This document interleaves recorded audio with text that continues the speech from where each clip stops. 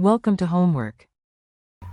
Okay, so here we have a microwave radiation that has a power P of 12 kilowatts towards the Earth's surface, that is at a distance of 550 kilometers. I don't know if we will use this, but just let me write whatever there is given. So the next line says when the beam strikes Earth, its circular diameter is about, okay, from the diameter, let's just extract the radius.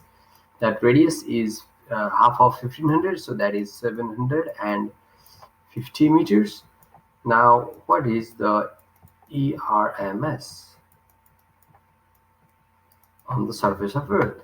So, what we know is the average power per unit area is given as epsilon naught C times ERMS squared.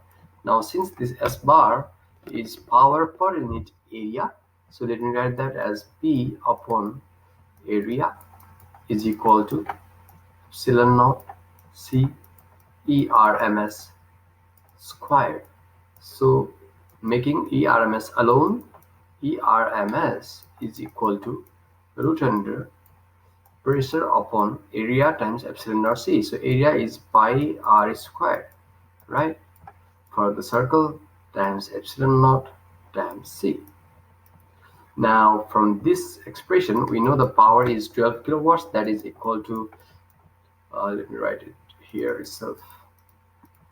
It's equal to root under 12 kilowatt is 12,000 watts upon pi. Now radius is 750, so 750 squared pi times 750 squared. The value of epsilon naught is 8.85 into 10 to the power minus 12, and that of c, that is the velocity of electromagnetic wave, is 3 into 10 to the power 8. So if you calculate this, this gives me 1.599 volt per meter. Alright, so this sends the solution to this question.